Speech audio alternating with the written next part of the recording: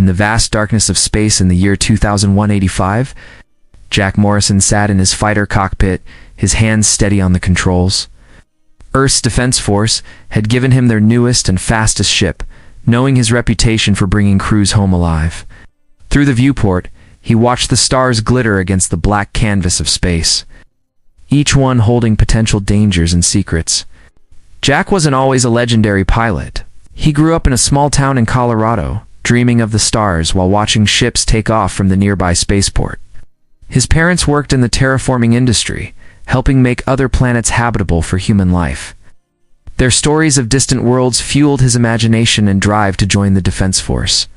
At 25, with deep brown eyes and weather-worn features, Jack had already earned his nickname, the Ghost, among both allies and enemies.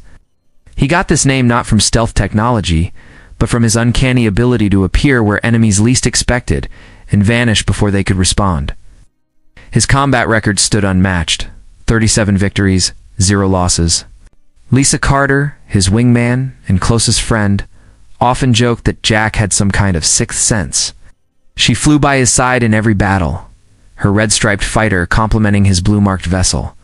They had developed a wordless understanding, anticipating each other's moves in the heat of combat. "Ghost Leader, this is Control." The radio crackled with Commander Grace Williams's voice. "We're picking up multiple signatures approaching the colony." Jack straightened in his seat. "Copy that, Control." "Carter, you ready?" "Born ready, Ghost." Lisa responded, her fighter sliding into formation beside his. The human colonies had expanded rapidly after the discovery of faster-than-light travel in 2150. Scientists had cracked the code of bending space itself, allowing ships to travel between stars in days instead of centuries.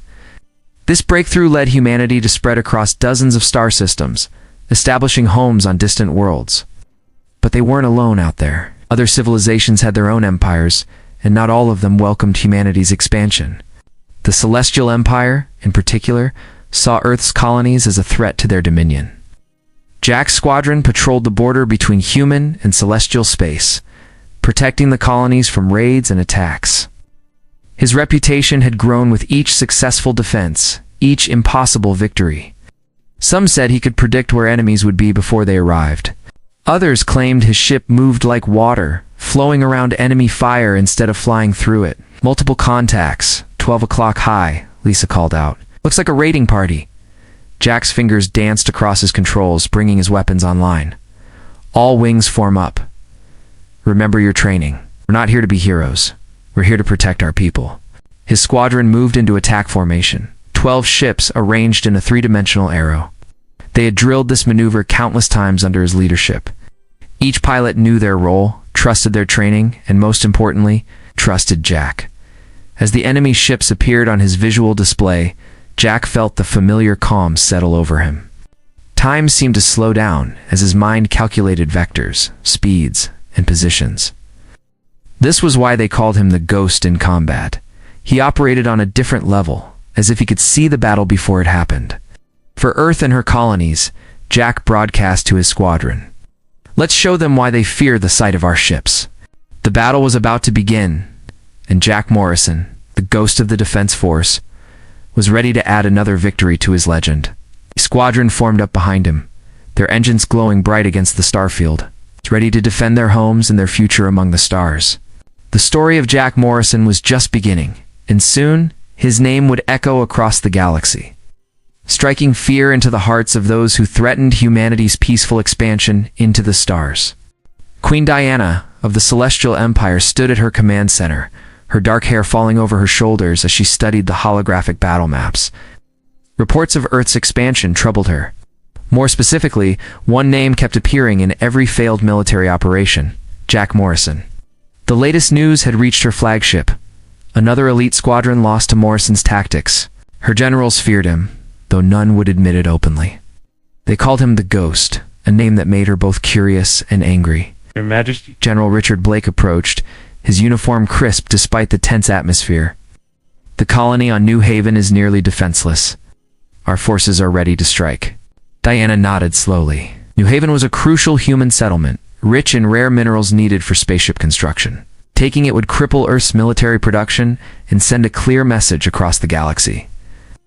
Meanwhile, Jack Morrison and Lisa Carter were running combat drills with their squadron. When the emergency alert blared through their ship's computers, Commander Grace Williams's voice cut through their communications. "Go Squadron. We have a situation. New Haven is under attack. Multiple enemy warships detected. Civilian evacuation is already underway." Jack's jaw tightened. New Haven wasn't just another colony. His younger sister lived there with her family. "Time to arrival?" he asked, already plotting courses in his head. 30 minutes at maximum burn, Grace replied. "But, Jack, it's a trap. They're expecting you." Lisa's voice came through clear and determined, and let's not disappoint them. The squadron jumped to faster than light speed, their ships cutting through the fabric of space. Jack used the time to study the enemy formation data. Queen Diana had arranged her forces in a new pattern, one designed specifically to counter his usual tactics. "She's learning," he muttered to himself. Good. When they dropped out of FTL near New Haven, the scene before them was chaos. The colony's outer defenses were already breached, and enemy fighters swarmed around the main settlement like angry wasps. "Listen up," Jack broadcast to his squadron. "They think they know how we fight. Let's show them something new. Carter, take Blue Wing and hit their left flank. I'll lead Red Wing through the center." The battle that followed would be talked about for years. Jack's squadron split into smaller groups, using the colony's orbital structures as cover. Where the enemy expected direct confrontation, they found empty space. When they turned to chase phantom targets, they flew straight into carefully planned crossfires. Queen Diana watched from her command ship as Jack's forces systematically took apart her carefully planned attack. Her admirals stood silent as one by one their tactical advantages crumbled. "How?" she demanded, her voice tight with frustration. "How does he do this?" The answer came in the form of Jack's fighters screaming past her flagship's bridge, so close she could see the blue stripes on its hull. Behind him, Lisa Carter's ship followed, their combined attack run causing the flagship's shields to flicker and fail. "Your Majesty," General Blake said urgently, "we must retreat. We've lost too many ships." Diana's hands gripped the command rail until her knuckles turned white. This human, this ghost, had done the impossible again. She had committed her best forces, used her most brilliant strategies, and still he prevailed. As her fleet withdrew, Jack organized rescue operations for the colony. The civilian casualties were minimal. His quick response had saved countless lives. But he knew this was just the beginning. "They'll be back," Lisa said as they watched the enemy ships jump away. "Yes," Jack agreed. "But next time, we'll be ready," in her flagship. Queen Diana reviewed the battle footage again and again, studying every move Jack Morrison made. She had underestimated him for the last time. The next battle would be different. She would make sure of that. Word of Jack Morrison's defense of New Haven spread quickly through both human space and enemy territory. In bars and spaceports across the galaxy, pilots spoke in hushed tones about his latest innovation, the Morrison maneuver. It was a complex combination of speed, timing, and raw courage that seemed to defy the laws of physics. Lisa Carter sat in the briefing room, watching junior pilots lean forward as she explained how Jack pulled off his signature move. "He doesn't just think in 3 dimensions," she told them. "He sees space as fluid, something to work with rather than fight against." The recordings showed Jack's blue-striped fighter spinning through an impossible arc, using the gravity of nearby planets to slingshot his ship at speeds that should have torn it apart. Enemy pilots who tried to follow him ended up scattered or crashed. Commander Grace Williams had made sure these training sessions were recorded and distributed to every human military base.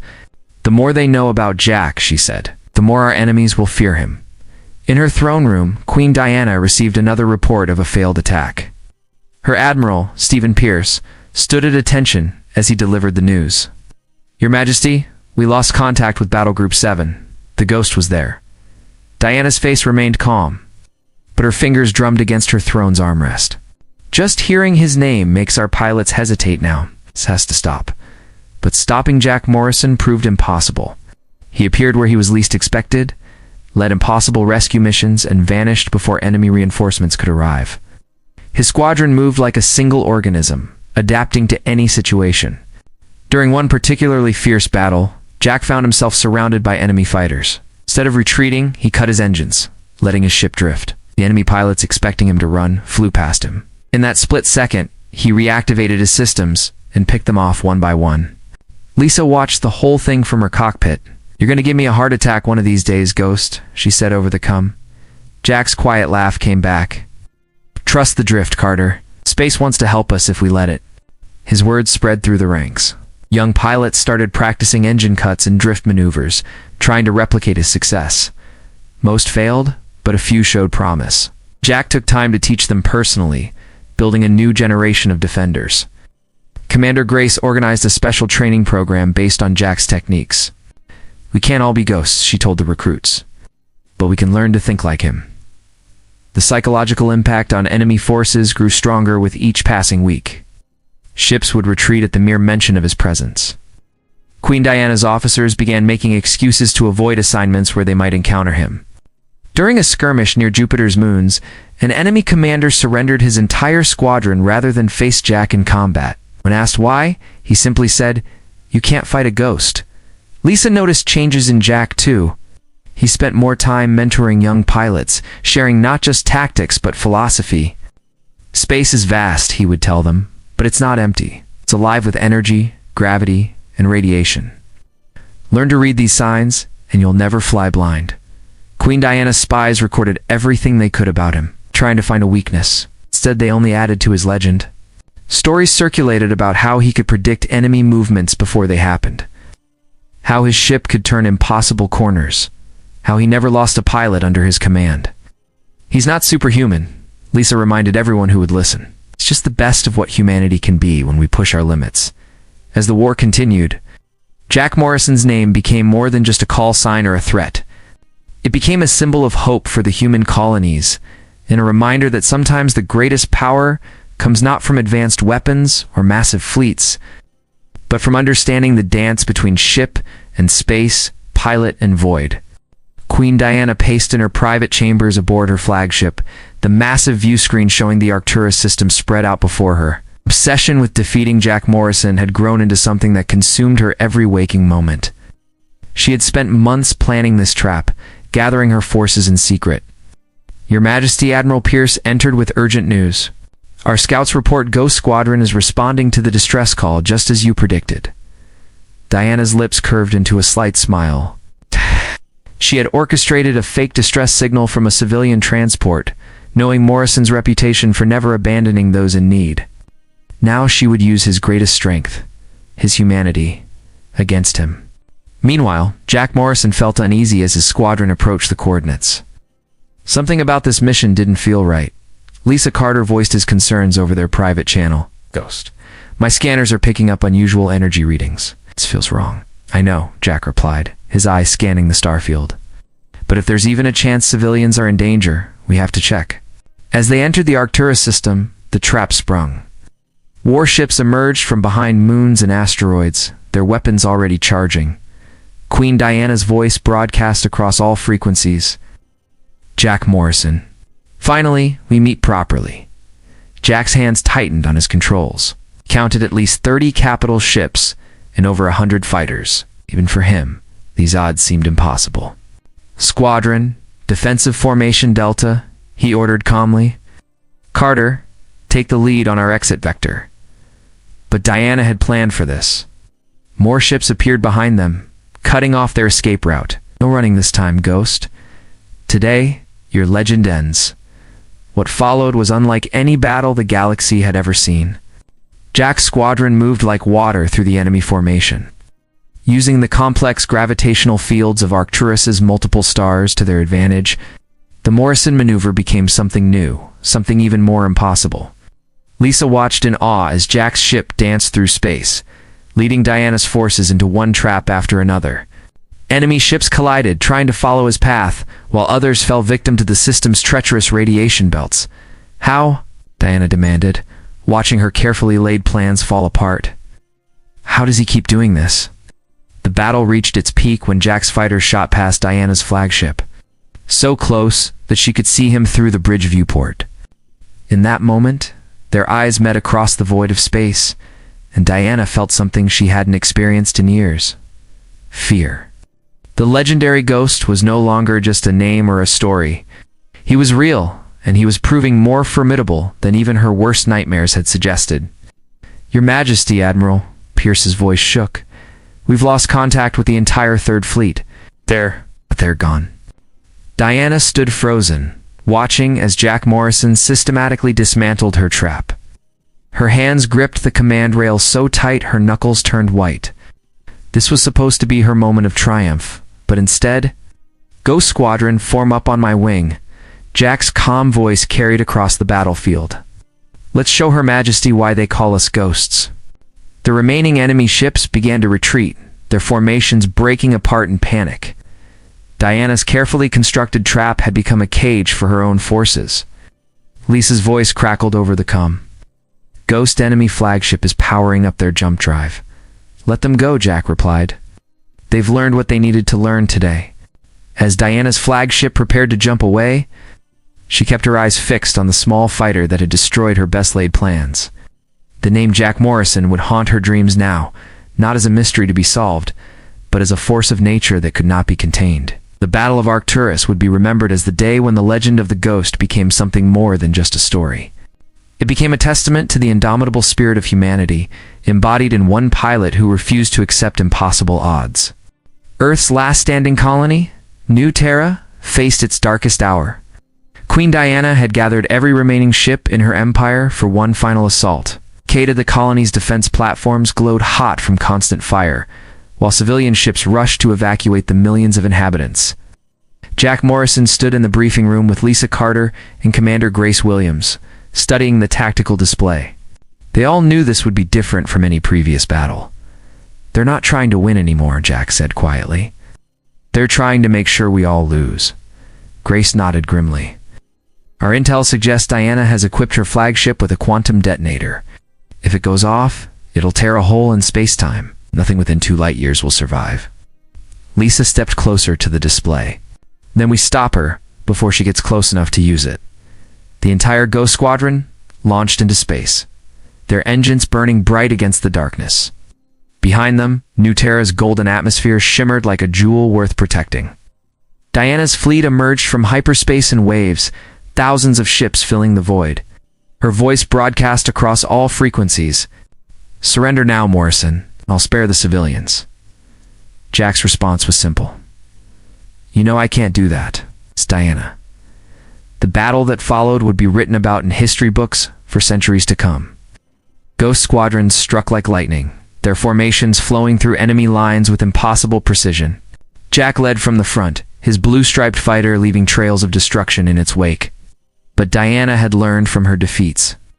Her ships moved in patterns designed to counter the Morrison maneuver, forcing Jack to invent new tactics on the fly. The space around New Terra became a graveyard of broken ships and shattered dreams. Lisa noticed it first. Jack was drawing Diana's flagship away from the colony, leading her on a personal chase. "Ghost, what are you planning?" she asked over their private channel. "Carter, you've been more than my wingman. You're the best friend I could have asked for." Jack's voice was calm, determined. "Take care of the squadron for me." Before Lisa could respond, Jack's fighter accelerated toward Diana's flagship at speeds that shouldn't have been possible. His ship's energy readings went critical as he pushed every system beyond its limits. Diana realized too late what he was doing. The quantum detonator on her flagship began to destabilize as Jack's ship, burning like a meteor, crashed through her shields and into her main reactor. The explosion that followed was beautiful in its devastation. Jack had calculated perfectly. The blast radius caught only the enemy flagship and its immediate escort ships. The quantum detonator, rather than creating a catastrophic tear in space, imploded in on itself. Lisa's scream of "Ghost" echoed across the squadron's comm channel. But in the silence that followed, something extraordinary happened. Diana's entire fleet, witnessing their queen's destruction and Jack's sacrifice, powered down their weapons. The war ended that day, without their queen, and faced with the ultimate demonstration of human courage, the enemy forces surrendered. Peace negotiations began within hours. Years later, Lisa Carter stood before a class of new pilots at the Earth Defense Academy. Behind her, a massive window looked out over the spaceport where a new class of ships was being christened. Each one bore blue stripes on their hulls. Jack Morrison wasn't just a great pilot, she told the cadets. He understood something fundamental about humanity. Our greatest strength isn't in our weapons or our technology. It's in our willingness to sacrifice everything to protect what we love. The legend of the ghost lived on not as a story of war, but as a lesson in courage, innovation, and the power of the human spirit. His name was no longer spoken in fear but in reverence by both humans and former enemies alike. Commander Grace Williams had a plaque installed at the Academy's entrance, bearing Jack's final words from his ship ES Black Box. The stars belong to all of us. We just have to be brave enough to reach for them together. And somewhere in the vast expanse of space, they say you can still see a flash of blue light streaking between the stars, reminding everyone that legends never truly die.